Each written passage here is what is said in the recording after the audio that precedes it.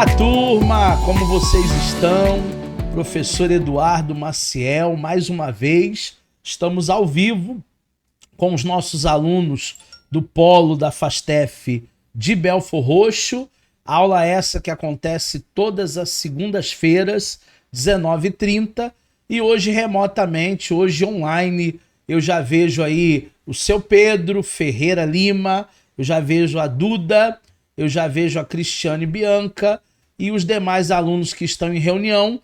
Daqui a pouco eles devem estar chegando. Não deixa de escrever lá no chat o seu nome completo, porque o seu nome completo no chat é a nossa chamada de hoje. E a nossa proposta nada mais é do que a história da filosofia.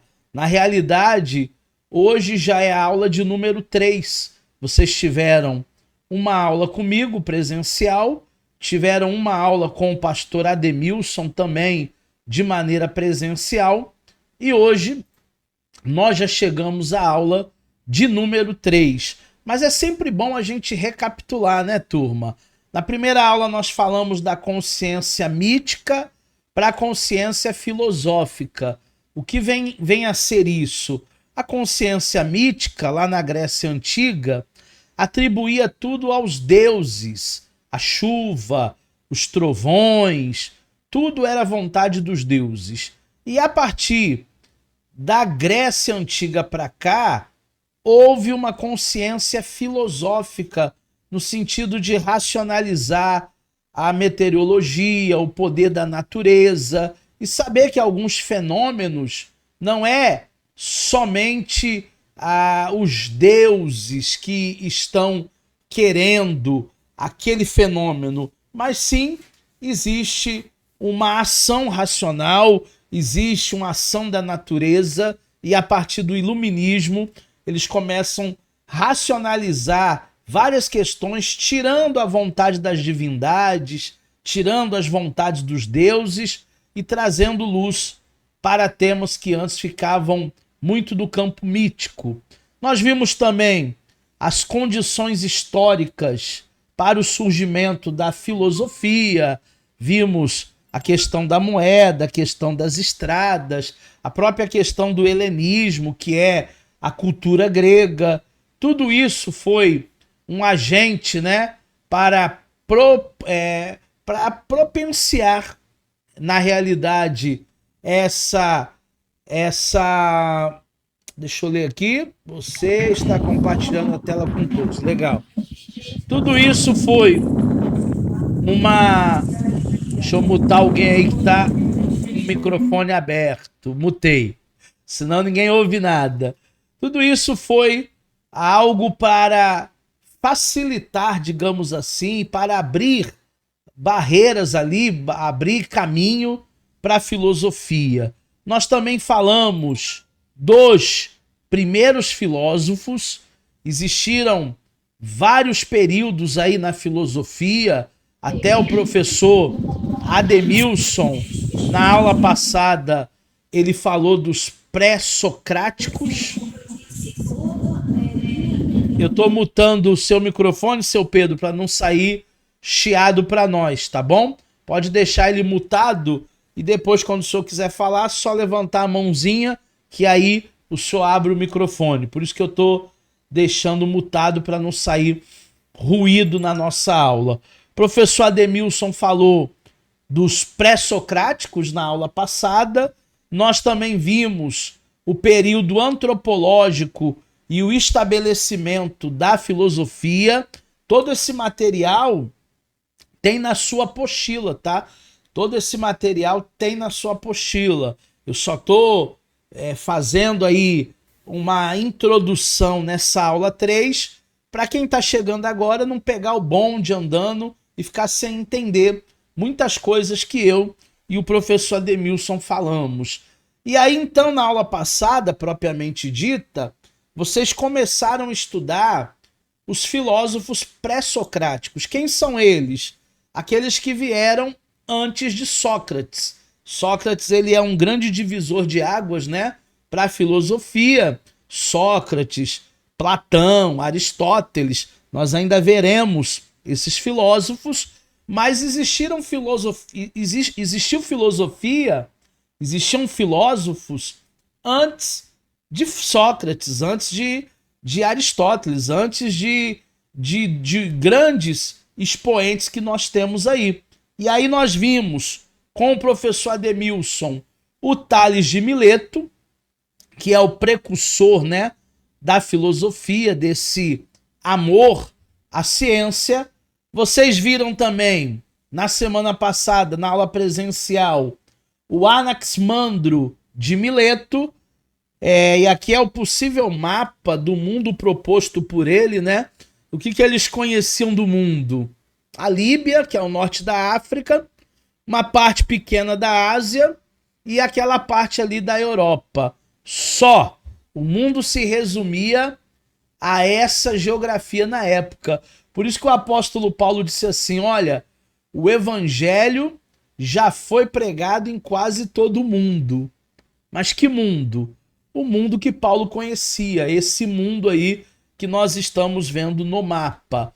Vimos também o terceiro filósofo da aula passada, que é o Anaximenes de Mileto. Mileto não é o sobrenome deles, tá? Mileto é a cidade aonde eles nasceram. Por isso que tem Tales de Mileto, por isso que tem Ambrósio de Milão, por isso que tem Eusébio de Cesareia, é o lugar da onde a pessoa veio. Paulo de Tarso, o lugar aonde a pessoa veio. Temos ainda, estudamos, né? Heráclito de Éfeso. Heráclito de Éfeso foi aquele que falou, né, que nós não podemos entrar no mesmo rio duas vezes. E por que a gente não consegue entrar no mesmo rio duas vezes? Porque nem o rio vai ser o mesmo, porque as águas elas já se foram, a corrente das águas já levou, e nem você é o mesmo, né? Se você mergulha hoje e mergulhar no mesmo rio daqui 10 anos, você já evoluiu, você já cresceu. Vimos também o Pitágoras de Samos, que é um filósofo voltado aí para matemática, para cálculos, para aritmética. Ele deu uma contribuição muito grande na área da aritmética, na área dos cálculos. Esse filósofo, ele foi sim, sem dúvida, um grande expoente, né, para a filosofia. E ainda o Xenofanes de Cólofon, que foi o último filósofo pré-socrático que o pastor Ademilson comentou com vocês na última aula. Eu espero que todos vocês, na última aula, tenham tirado as suas dúvidas. Obviamente, se houverem outras dúvidas hoje, a gente está aqui para isso, né? Para tirar todas as dúvidas, para sanar todas as dúvidas. A filosofia, ela é uma disciplina que nos ajuda a pensar, que nos ajuda a compreender as coisas e que nos ajuda a ter uma cosmovisão, uma visão mais aprofundada daquilo que nós chamamos de vivência, aquilo que nós chamamos de natureza, aquilo que nós estamos envolvidos de uma maneira geral. O filósofo que a gente vai ver nesta noite, continuando aí os pré-socráticos, é o Parmênides de Eleia. Você pode abrir até a sua apostila na página 7. Ele é o 3.7. Ele foi discípulo de Xenófanes. Ele nasceu em 530 e ele morreu em 460. Lembrando que as datas elas são retroativas, antes de Cristo. Ele nasceu em Eleia. Lembra que eu falei que o segundo nome não é o sobrenome? Lembra que eu falei que o segundo nome é o lugar aonde a pessoa veio? Então, ele nasce na cidade de Eleia e ele focou nos conceitos de ateia e também nos conceitos de doxa, onde ateia significa a luz da verdade e doxa significa o que é relativo à opinião. E é a frase ser ou não ser. O ser é e o ser não é.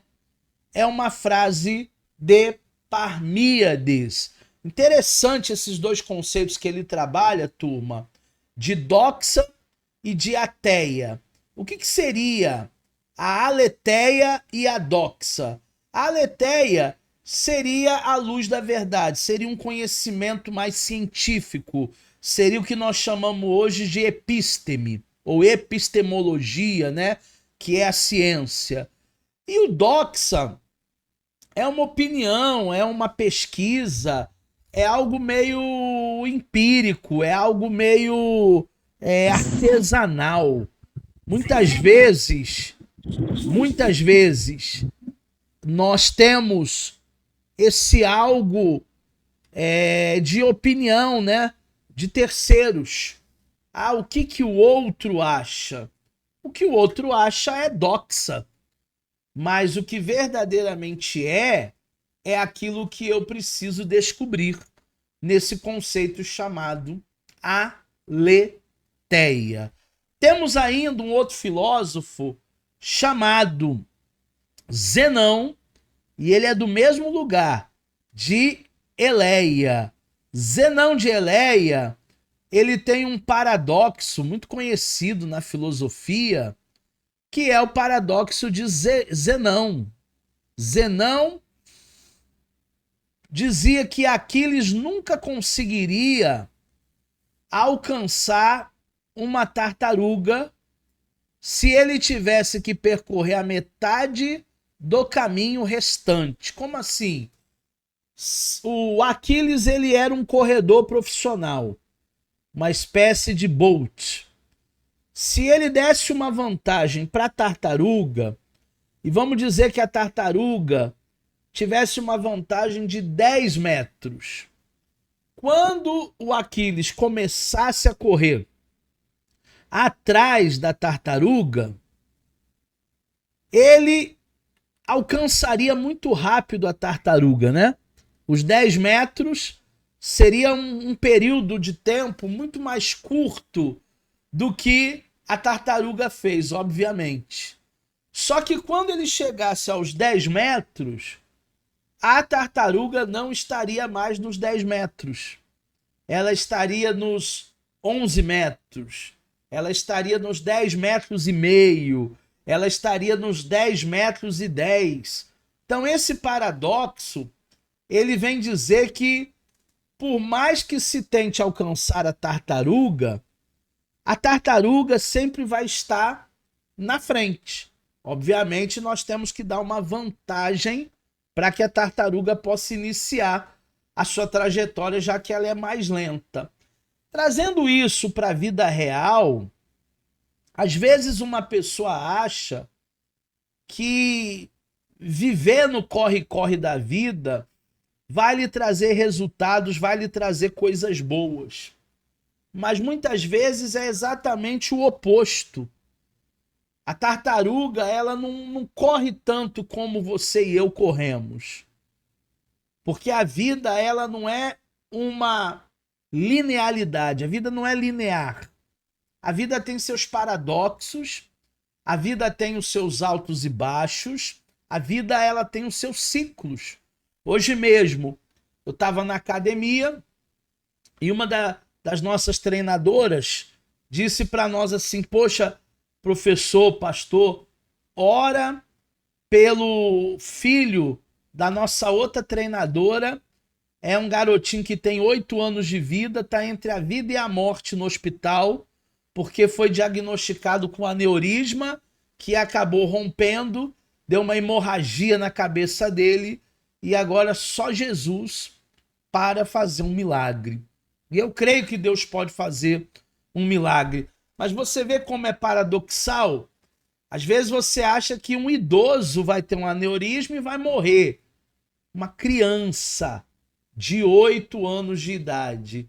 A vida ela tem esses altos e baixos. A vida ela tem os seus paradoxos. Mas um filósofo pré-socrático é o Demócrito de Abdera. Ele vai estudar sobre os átomos. É um dos primeiros aí a falar sobre isso. O átomo, durante séculos, foi uma abstração filosófica. Apenas em 1666, quando o cientista Robert Boyle desenvolveu a teoria da matéria, aí que o átomo ficou conhecido. Mas até então, a filosofia ela já falava do átomo. E uma frase muito legal do Demócrito, que está aí na sua apostila, é: não existe além de átomos e do vazio. Ele era um físico, né? Ele era um físico muito antes da física. Olha que legal. Ele já entendia sobre física, ele já estudava sobre física, ele já entendia coisas sobre a física, mas a física nem sequer ainda tinha sido criada. Então, ele é um dos precursores. Vamos falar ainda, Cristiane Bianca, seu Pedro, Duda, sobre o fim da filosofia pré-socrática.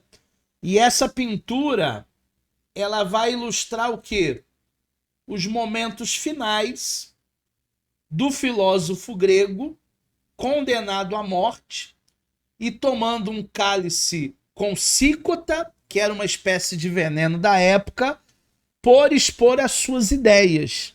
Então, quem expunha as suas ideias naquela época poderia até ir para a fogueira, tá?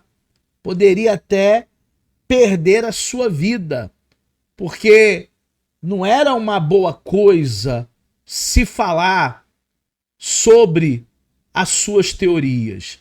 Nós temos algumas escolas pré-socráticas.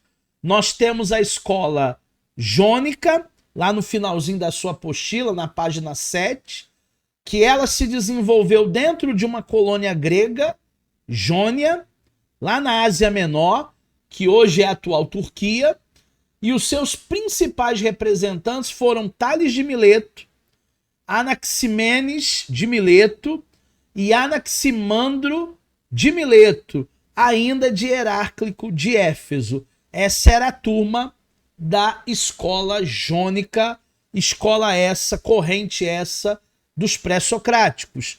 Temos também uma segunda escola, já na página 8 da sua apostila, que é a escola pitagórica. O próprio nome já sugere, né? Pitagórica. Obviamente, o seu maior representante foi o Pitágoras de Salmo. Mas essa escola também é conhecida, é chamada como a escola itálica, porque ela foi desenvolvida lá no sul da Itália. Temos ainda uma terceira corrente dos pré-socráticos, que é a escola eleática, e o nome sugere, né? Eleático. Ela foi desenvolvida também no sul da Itália. Os seus principais representantes foram Xenofanes de Colofão, Parmênides de Eleia e Zenão de Eleia. Então é uma terceira escola que nós temos. E a última escola desse período pré-socrático é a escola atomista, que é também conhecido como movimento atomístico ou amístico, digamos assim. O que seria a escola atomista, o movimento atomismo?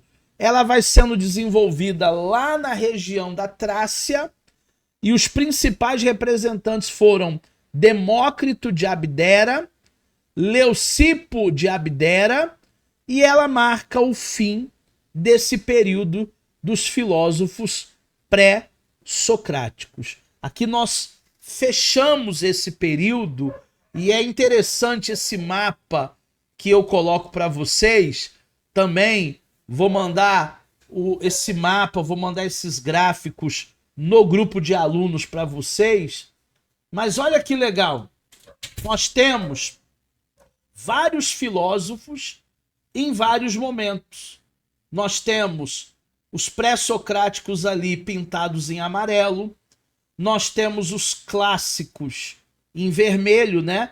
Nós já vamos entrar nos clássicos que foram Platão, Aristóteles, Sócrates, nós temos Leucipo, Prótagoras, Demócrito, e nós temos ainda os helenísticos, que esses estão pintados em verde. Eu gostei desse mapa porque coloca a geografia de cada um deles, aonde eles estão organizados, aonde eles estão distribuídos aí dentro da Grécia Antiga.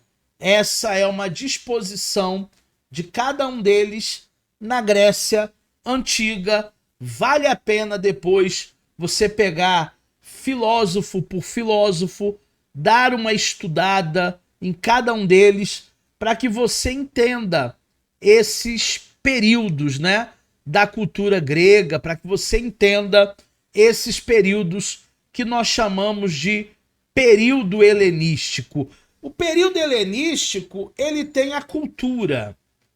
É um período clássico, tá lá na sua apostila na página de número 10.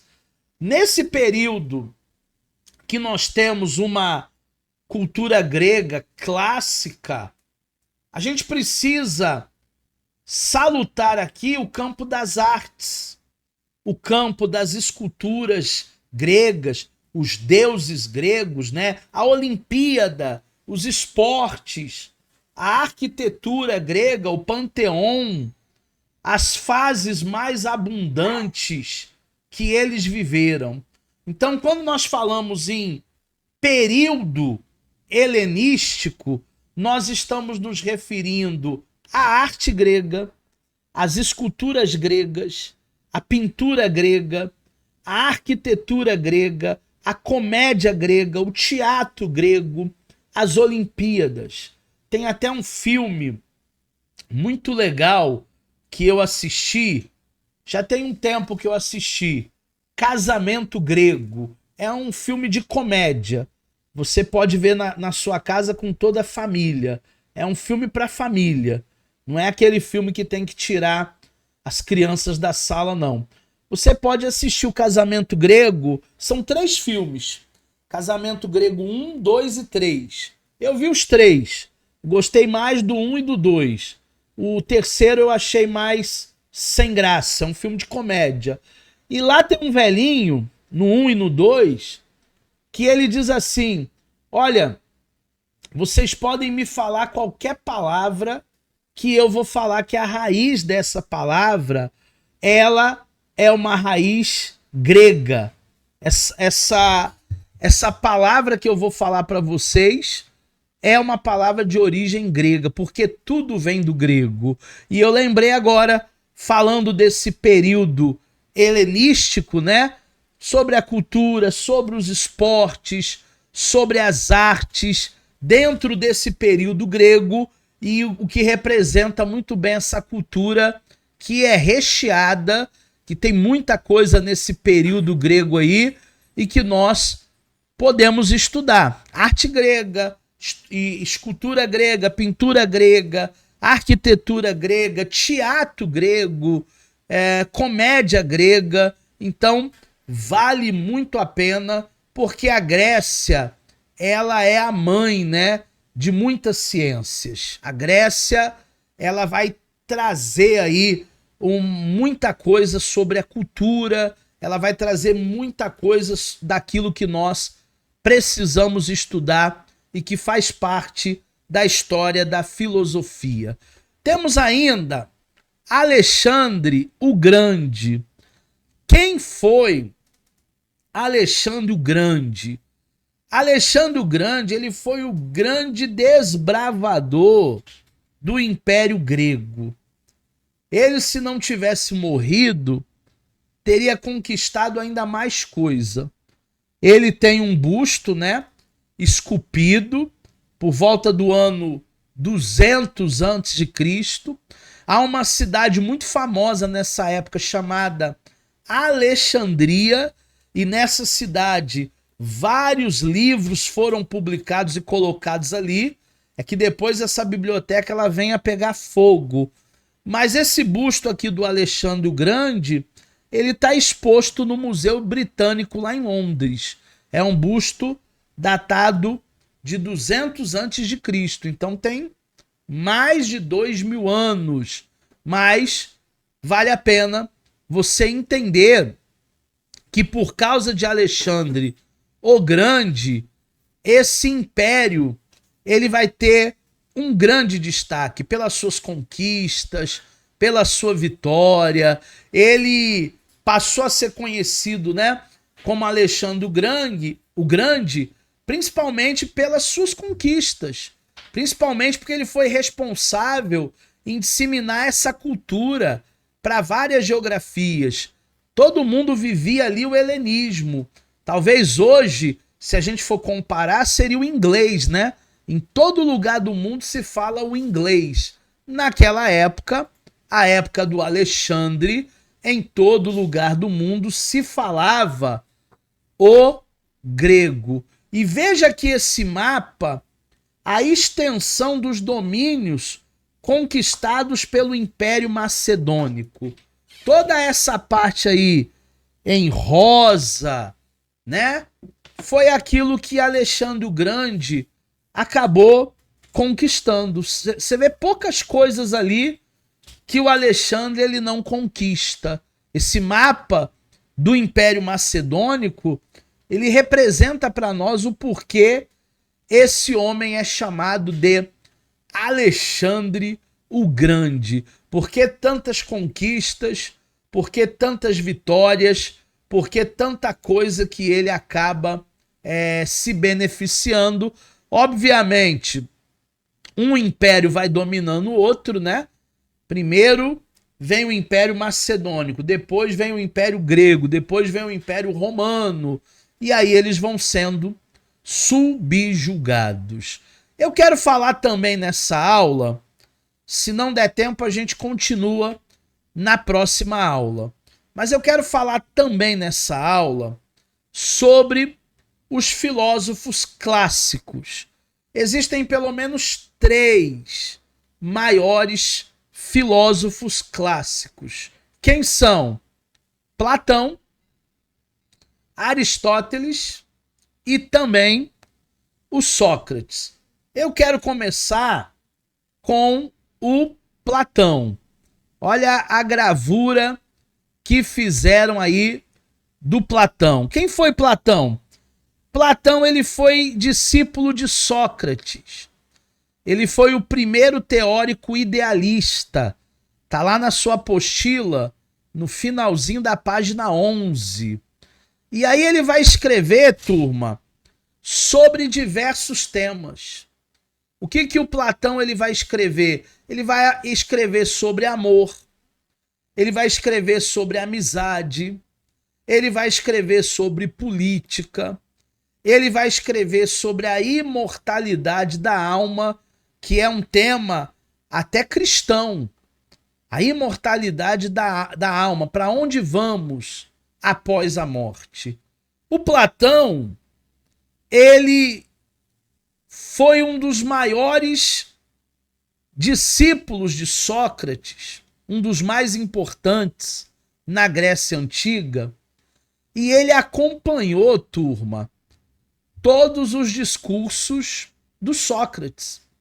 Na realidade, Sócrates ele não escreve nada. Quem escreve tudo é o seu discípulo Platão.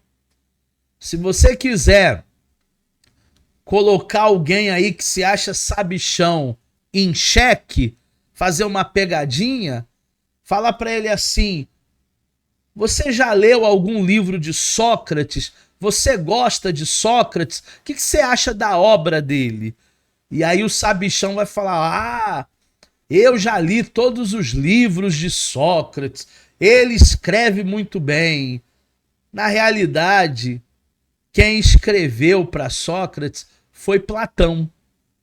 Sócrates, ele não escreve absolutamente nada. Todos os escritos que nós temos, todo o pensamento clássico vem a priori de Platão. Por isso que ele se destacou, por isso que ele se lançou ali na teoria chamada teoria idealista. Ele deixou nas suas escritas os maiores textos conhecidos hoje sobre o Freud. Ele escreveu sobre o idealismo platônico. No que consiste, professor, o idealismo platônico? Ele fez a divisão entre o mundo sensível, que é chamado de mundo inferior, mundo enganoso, o mundo que nós estamos vivendo aqui na Terra, temporal, aparente, instagramável, e ele dividiu para um mundo ideal, um mundo de um conhecimento inteligível, um mundo superior, um mundo ideal, um mundo que não tem inveja, um mundo que não tem maldade. Tem até um livro chamado A República de Platão. Eu já li esse livro, vale a pena. É um mundo ideal, aonde o ser humano consegue acessar a sua verdadeira essência e viver em contrapartida das aparências. Porque hoje a pessoa, ela quer sair bem na foto, ela quer estar bem no Instagram, mas isso não tem nada a ver com o idealismo platônico. Até porque essa imagem, esse selfie, ele também pode nos enganar. Viver de aparência é um grande engano. Eu fico vendo, né? Essas pessoas que querem vender as coisas na internet, geralmente eles aparecem de carro, e geralmente é um carro de luxo, é uma Mercedes, é uma BMW, é um Jaguar, e eles ficam aparentando e ostentando uma prosperidade que talvez eles nem tenham. Talvez aquele carro é alugado, talvez aquele apartamento, aquela casa é um Airbnb, mas eles demonstram uma superioridade de que todas as coisas dão certo para eles, justamente para vender uma ideia, uma aparência de alguém que não erra, de alguém que é superdotado, de alguém que está acima da média.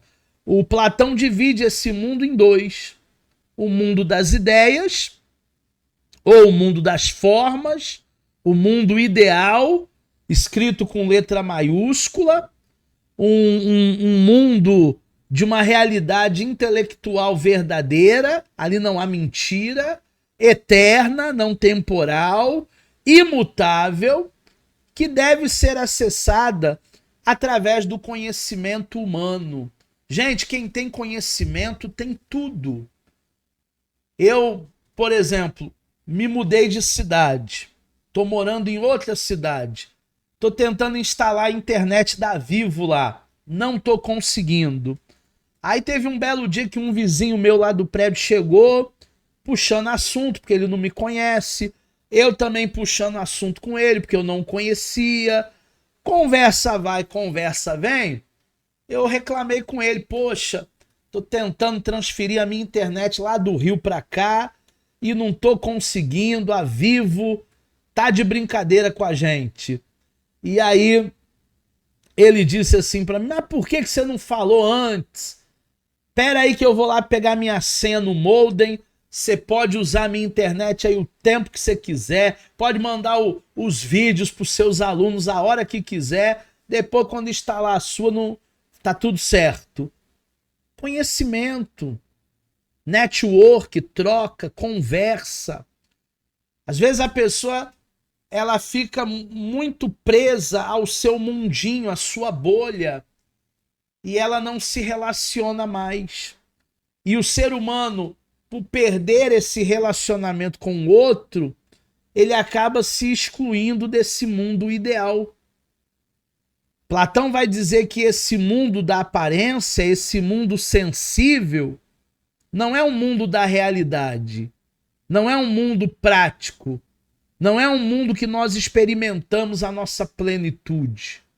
A realidade para Platão, essa realidade, ela é ilusória, ela é enganadora.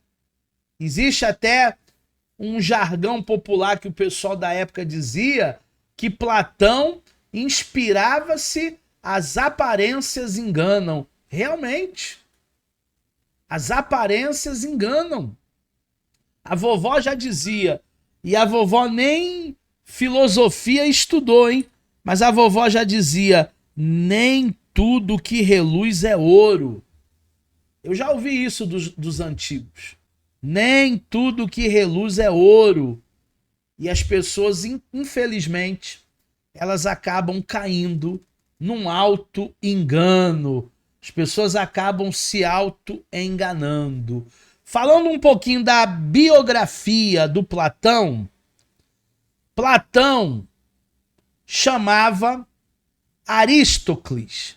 Ele nasceu em Atenas em 428 a.C., portanto, 4 séculos antes do Senhor nascer e encarnar nesse mundo. Ele morreu em 348, foram pelo menos 80 anos de vida, e ele recebeu esse apelido, Platão. Esse apelido foi conferido a ele na juventude pelos atributos que ele tinha, né?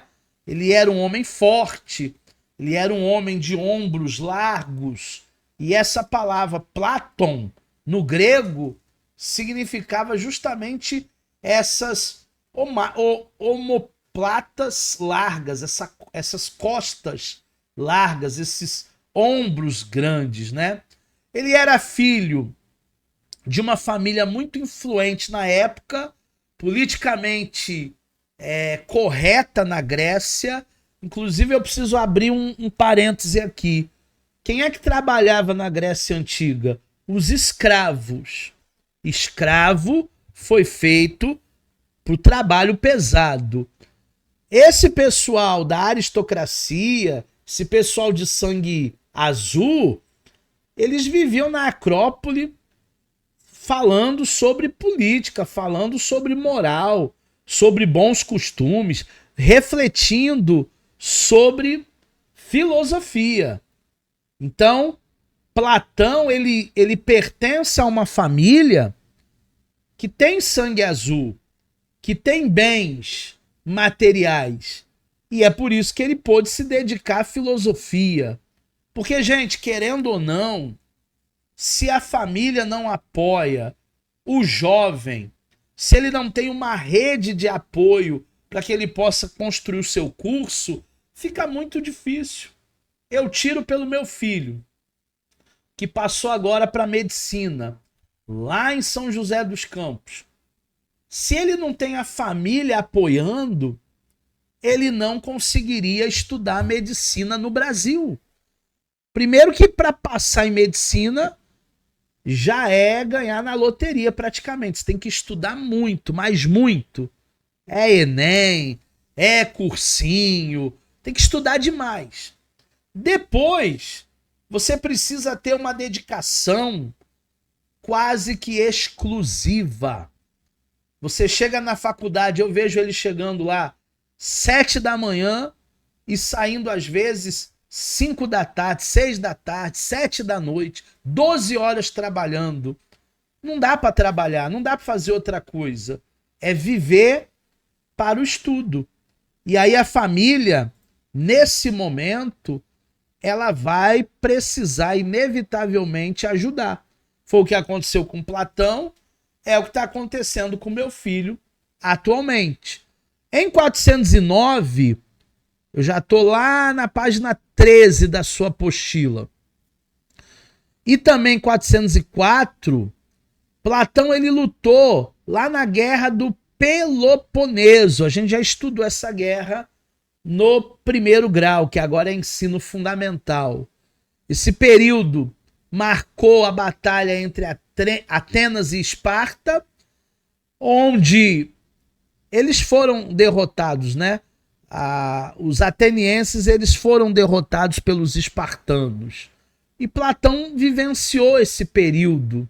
Foi um período de tirania dos 30, foi um período com um regime, né, chamado democrático, mas que de democracia a gente está meio esquivado aqui no Brasil, porque essa democracia, sendo os atenienses derrotados pelos espartanos, vai dar lugar agora à tirania, à oligarquia dos modernos espartanos. Então, mudou o sacerdote, mudou a lei, mudou o governo, mudou tudo. Platão ele conheceu Sócrates um pouco depois dessa época, aí ele foi então iniciado na filosofia, ele foi mentoreado pelo Sócrates, além de amigo, foi o seu mentor intelectual. Nas obras de Platão a gente vai ver muita influência de Sócrates e também Platão vai publicar a maioria dos textos deixados por Sócrates. Na verdade, são experiências que Sócrates viveu e que Platão vai publicar. Já em 388, 11 anos após a morte de Sócrates, Platão ele vai fundar a escola de filosofia, que ele chamou de academia. Por ser ateniense, o filósofo ele tinha direitos adquiridos aí civis para trabalhar na sua academia filosófica.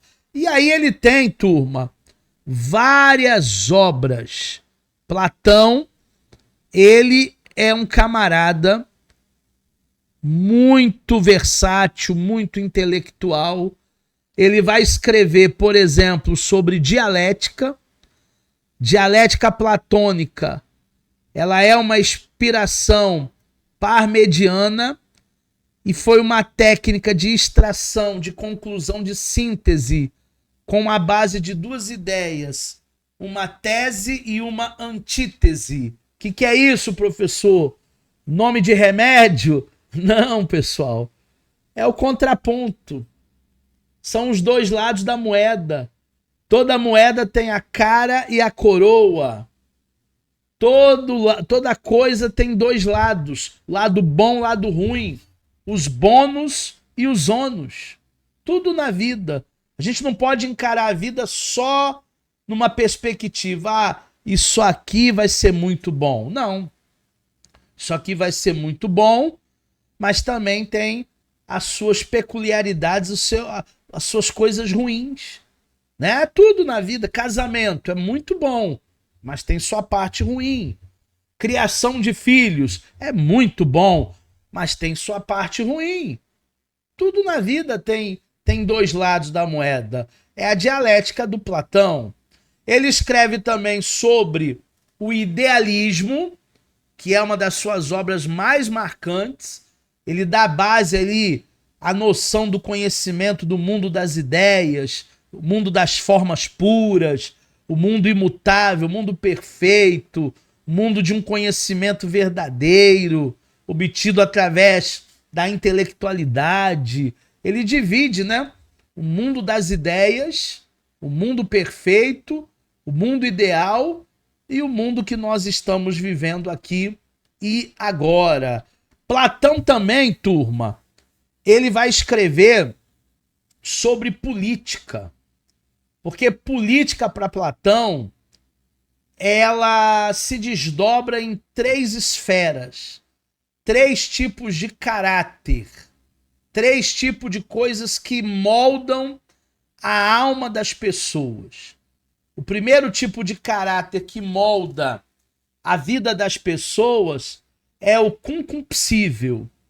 O que seria o concupiscível? Está mais ligado à liberdade e também aos desejos. O caráter das pessoas mais afetas ao trabalho, ao serviço social, ou melhor, ao trabalho manual e artesanal. O que é concupiscência na Bíblia? É a inclinação, é o desejo. Quando alguém fala para você assim, eu vou largar o meu emprego e eu vou sair viajando e para me manter eu vou vender artesanato, eu vou virar hippie. Isso é um caráter concupiscível.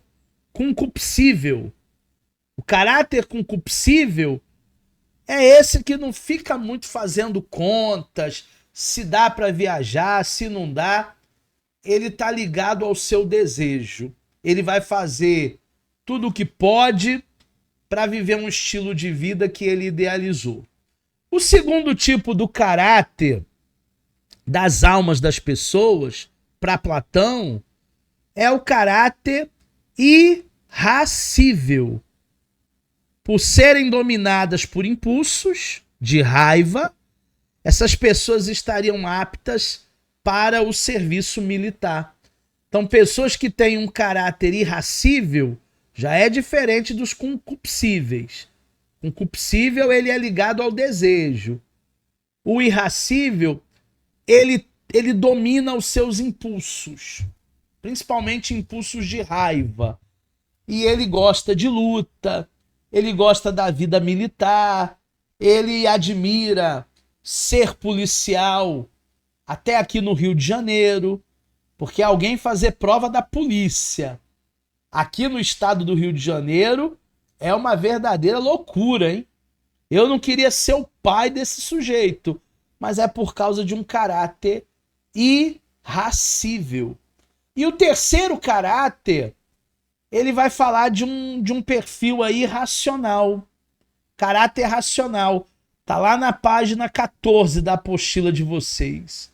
Esse tipo de caráter racional, ele tá estampado aí na filosofia do Platão, mais próximo da racionalidade, mais próximo da justiça, mais próximo da conferir às pessoas capacidade de governo, capacidade de atuação política.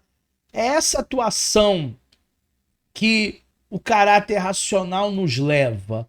E, gente, quem trabalha de maneira racional, quem trabalha no escritório, quem trabalha com números, quem trabalha com contratos, cansa do mesmo jeito que quem trabalha na construção civil.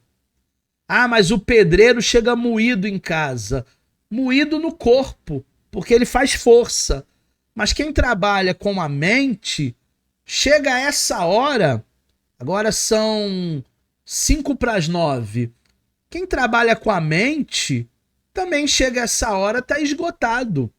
Eu, por exemplo, hoje fui para academia de manhã, fui resolver algumas questões na rua, voltei 4 da tarde, sentei aqui na minha mesa 4 da tarde e estou até agora trabalhando. Quer dizer, a minha mente já começa a chegar a uma determinada hora e eu já nem raciocínio mais direito.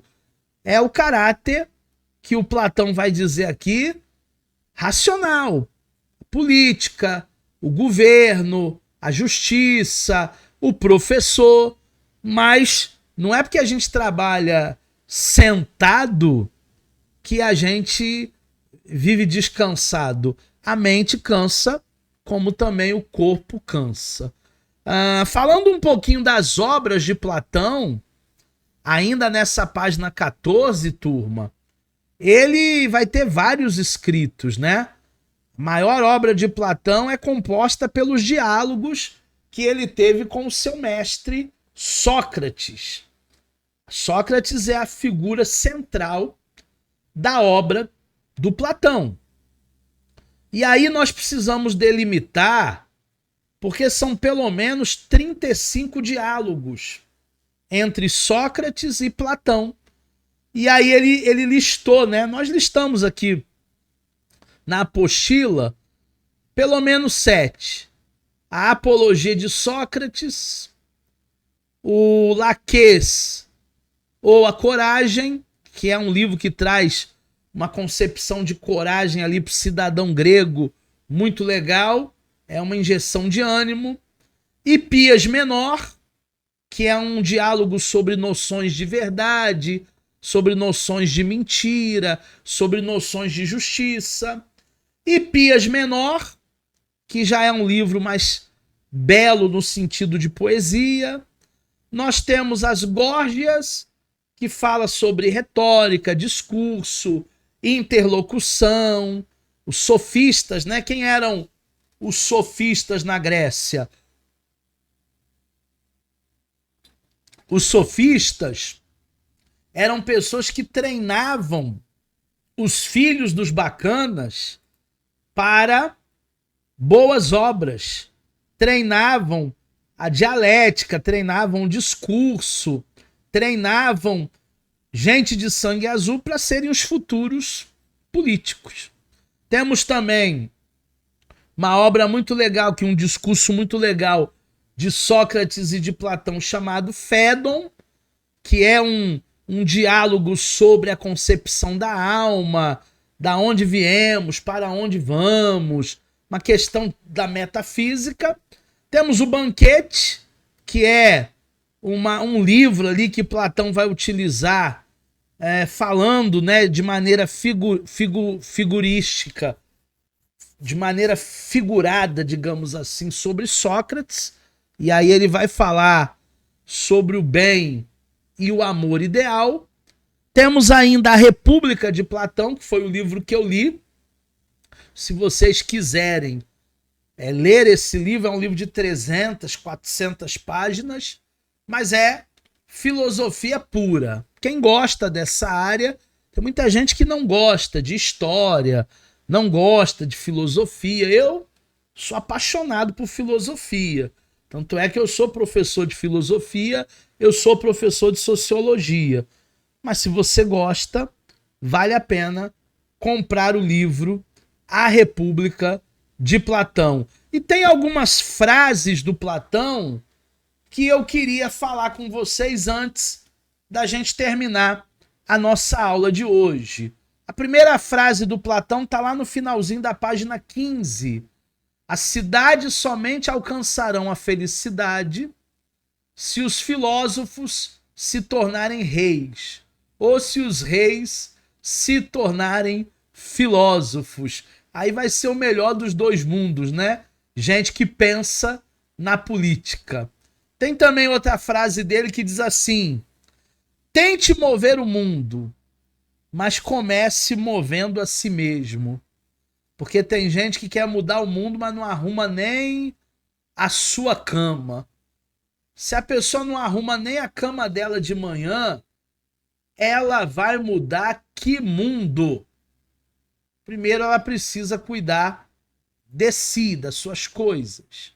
Lá na página 16, não eduques as crianças nas várias disciplinas, recorrendo à força, como se fosse um jogo, para que também possa observar a melhor e a qual disposição natural de cada um. Isso aqui vai muito com o que eu falo, né? Como é que a gente educa nossos filhos? Ah, se o meu filho ele é fraco em uma determinada matéria, num determinado tema, eu vou contratar um professor de reforço para fortalecer ele. Vamos dizer que o filho é mau em matemática. Eu boto ele na explicadora para ter aula de matemática. Platão está dizendo não. Você tem que saber onde o teu filho é bom.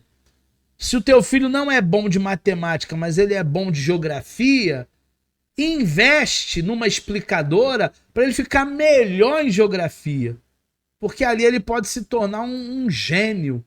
Então, essa tem tudo a ver com essa frase do Platão. Muitos odeiam a tirania apenas para que possam estabelecer a sua. E os piores déspotas aí, aqueles que mais criticavam, depois se tornaram igual. Última frase. Boas pessoas não precisam de leis para obrigá-las responsavelmente. Enquanto as pessoas ruins encontrarão um modo de contornar as leis. Gente, se você andar certo, você não precisa de lei. Não precisa nem de sinal vermelho quando se há bom senso, que um pedestre está atravessando na faixa e que a prioridade é dele, de uma senhora de idade, de um vovô, de uma mãe com uma criança. Não precisa de lei quando se há responsabilidade. Problema é que muitas vezes não há esse bom senso, não há essa responsabilidade e as leis foram impostas, não foi pra gente não. As leis foram impostas justamente para pessoas que não cumpriam o certo. Quem cumpre o certo está livre da lei. Quem faz o que é bom está livre da lei. A lei é feita para aqueles que causam a desordem. Deu para entender? Alguma dúvida sobre a aula de hoje?